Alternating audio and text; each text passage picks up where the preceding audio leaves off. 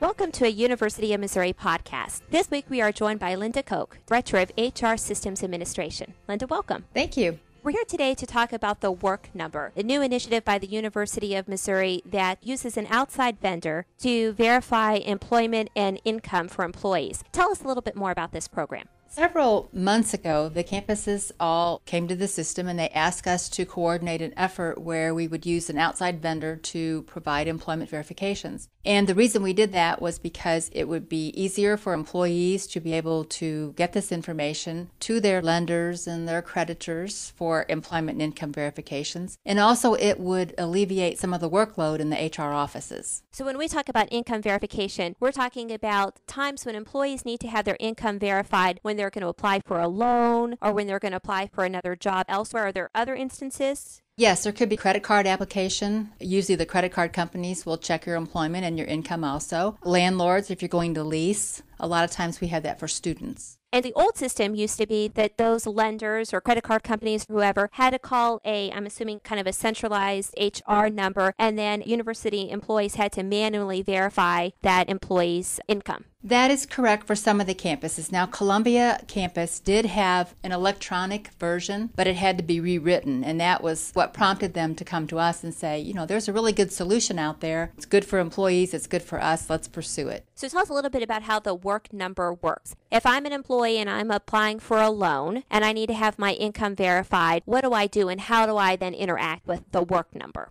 If you're a current employee and you need to verify your employment and income, what you would do would be to go out to the MyHR website through self-service. You log in there, and there's detailed instructions. There's a little sheet you can print out that'll walk you step by step through the entire process. If you're just verifying your employment information, all you do is give the vendor your social security number. There's little sheets out there that you can print out as an employee, and you can fill in your information, the work number, the vendor number for the university, and you give this to the person that's going to do the verification. They log into the work number. It's instantaneous. They get your employment verification. If you're going to do income verification, there's one more step. You need to get a salary key. You then provide the vendor with the salary key, and this is a one-time access to your income information.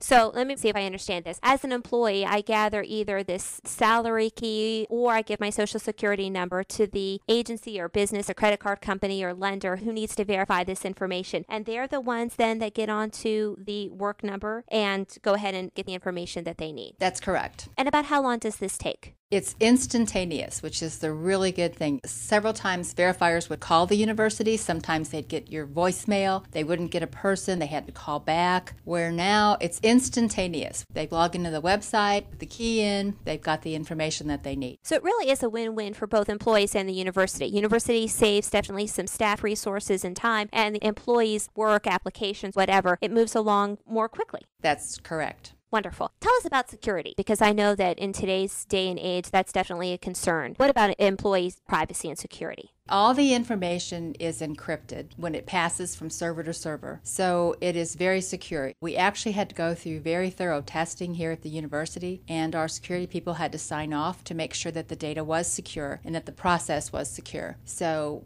we passed. They passed, and we're now in operation. And you've said that since the Work Number launched, was it earlier this month, or I guess it would have been in July? In July. That you've already had a phenomenal number of employees taking advantage of this. Yes, we have. To give you an example, Columbia campus, in April, they performed 260 income or employment verifications, and in the month of July, they have only performed 4. That's fantastic. Word is catching on. Yes. One other question. The Work Number, is it both a phone and internet access, or is it just strictly over the internet? You can do both. Okay. There's an 800 number, and it's on the website where you can log in, or you can call the 800 number. So, Linda, if I'm listening to this podcast right now and I know that I'm going to be needing this service, how can I access the Work Number, either by phone or email? What are the numbers or email addresses? Okay. If you were going to access by phone, the number is 1-800-367-2884.